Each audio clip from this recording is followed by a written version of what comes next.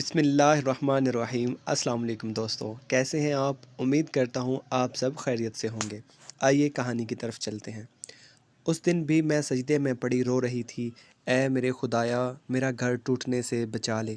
میں تھک چکی ہوں، میں اپنی ساری کوششیں کر چکی ہوں، عدنان میری نہیں سنتا، اسے مجھ سے نفرت ہے۔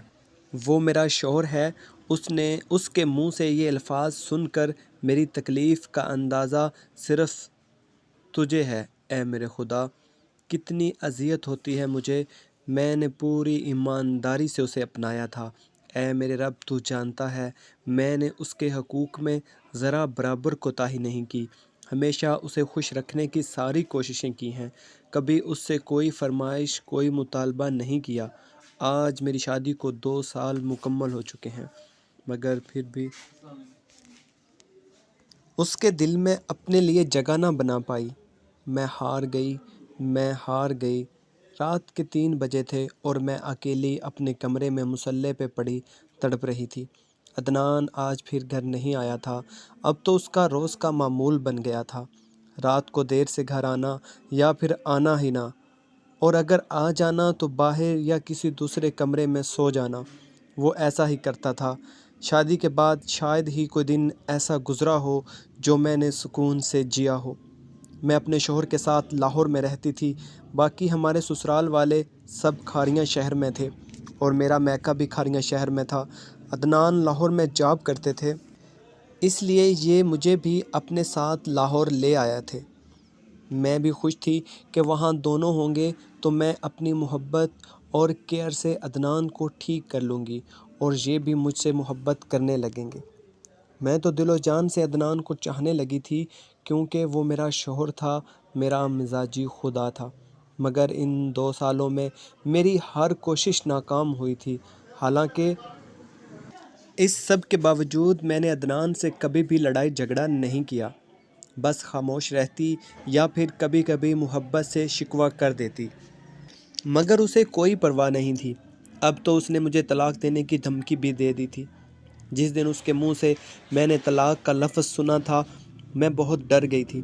مجھے پتہ تھا ہمارے معاشرے میں طلاق یافتہ عورت کو کیسا سمجھا جاتا ہے۔ اب تو میری دعائیں بھی بہت لمبی ہو گئی تھی۔ میں اپنا گھر ٹوٹنے سے اور خود کو ذلت سے بچانا چاہتی تھی، مگر میں ہار گئی۔ صبح جب عدنان آیا تو میں نے اسے دفتر کے لیے کپڑے نکال کر دیے اور اس کے لیے ناشتہ تیار کرنے لگی۔ میں کچھ بھی نہ بولی تھی، بلکہ چپ رہتی، ہر وقت ڈرتی رہتی کہ میری کوئی بات عدنان کو بری نہ لگ جائے اور وہ غصے میں مجھے چھوڑ نہ دے، مگر جو قسمت کو منظور ہوتا ہے وہی ہوتا ہے۔ عدنان ناشتے سے فارغ ہوا تو بولا، آج جب میں گھر آؤں تو مجھے نظر مت آنا، اپنے گھر چلی جاؤ، میں تمہیں دیکھنا بھی نہیں چاہتا۔ میں بولی، نہیں پلیز ایسا نہ کرو، مجھ سے کوئی غلطی ہوئی ہے تو میں معافی مانگتی ہوں، میرے لیے تمہارے وجود سب سے بڑی غلطی ہے، دفع ہو جاؤ یہاں سے۔ وہ بولا۔ میں اس کے پاؤں پڑ گئی تھی، مگر اس نے ٹھوکر سے مجھے دور کیا اور بولا، میں تمہیں طلاق دیتا ہوں، طلاق دیتا ہوں، طلاق دیتا ہوں۔ میری دنیا اجڑ چکی تھی، میرا گھر ٹوٹ چکا تھا، جس کو بچانے کے لیے میں نے خود کو ضائع کر دیا تھا، اب وہ میرے لیے نامحرم تھا۔ میں اپنے کمرے میں آ گئی۔ آج مجھے اس شخص سے نفرت ہوئی تھی، اتنی نفرت کہ شاید کبھی کسی کو کسی سے نہ ہوئی ہو۔ میں نے عدنان کا گھر چھوڑا اور باہر نکل آئی۔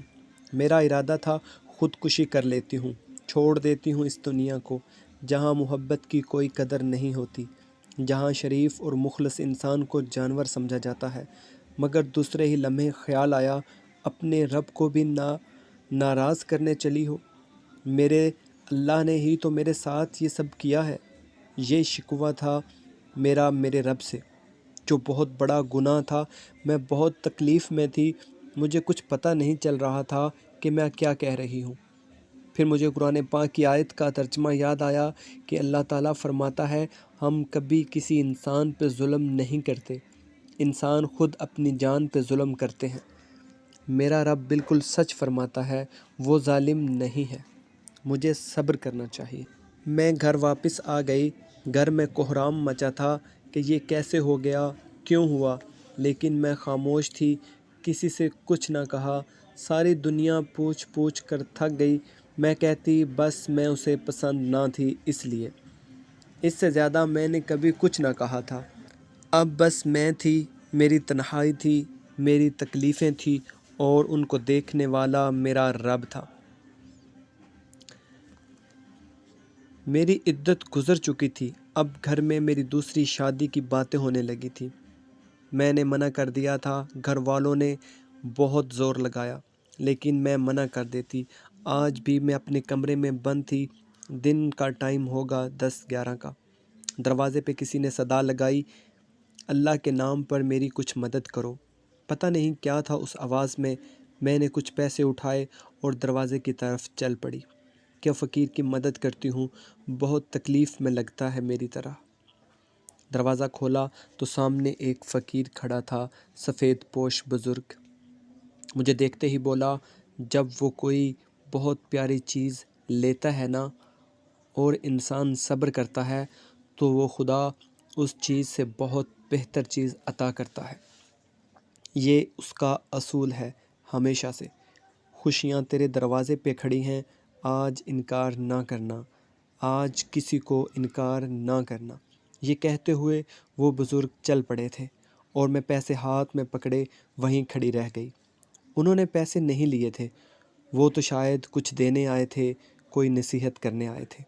میں اب تک پریشان تھی، کیا مطلب ہو اس سب کا، کچھ سمجھ نہ آیا۔ تھوڑی دیر بعد میری خالہ جان اور خالو آ گئے۔ میں ان کو چائے پانی دینے کے بعد اپنے کمرے میں چلی گئی اور پھر مہمانوں کے لیے کچن میں کھانا تیار کرنے لگی۔ کھانا تیار کرنے کے بعد میں اپنے کمرے میں چلی گئی۔ تھوڑی دیر بعد امی کمرے میں آئی اور بولی، بیٹی تمہیں پتہ ہے تیری خالہ کس لیے آئی ہے؟ میں بولی، نہیں امی جان، مجھے نہیں پتہ۔ امی بولی، تمہارے کزن شاہ نواز کے لیے تیرا ہاتھ مانگنے آئی ہے۔ اب بتا میں کیا کہوں، اسے بہت ضد کر رہی ہے کہ وہ انکار سن کر نہیں جائے گی بلکہ بات پکی کر کے جائے گی۔ مجھے کوئی دلچسپی نہیں تھی اب شادی میں۔ میں پہلے ہی بہت اذیتیں اور تکلیفیں برداشت کر چکی تھی، اب ہمت نہیں تھی۔ اچانک میرے کانوں میں بابا جی کی آواز گونجی تھی، آج کسی کو انکار مت کرنا۔ میں نے چونک کر ادھر ادھر دیکھا تھا، مگر میں تو اپنے کمرے میں تھی، پھر یہ آواز کہاں سے آئی تھی؟ میں نے امی سے کہہ دیا تھا، مجھے کوئی اعتراض نہیں۔ امی بہت زیادہ خوش ہوئی اور مجھے گلے لگا لیا، میری پیشانی پہ بوسہ دیا اور بولی، خدا تمہاری جھولی خوشیوں سے بھر دے، آمین، اور آنکھیں صاف کرتی ہوئی باہر چلی گئی۔ تھوڑی دیر بعد خالہ جان بھی آ گئیں اور بات پکی کر کے چلی گئیں۔ شاہ نواز میرا خالہ زاد کزن تھا، انتہائی سلجھا ہوا اور بہت اچھا لڑکا تھا۔ مجھ سے عمر میں 2 سال بڑا تھا۔ میں اب 26 سال کی تھی تو وہ 28 سال کا تھا۔ ابھی اس کی شادی نہیں ہوئی تھی۔ ابھی 1 سال پہلے اس کی جاب لگی تھی، ماشاءاللہ بہت اچھی جاب لگی تھی۔ وہ میرا فیورٹ کزن تھا، مگر مجھے نہیں پتہ تھا کہ قسمت مجھے اس سے جوڑے گی۔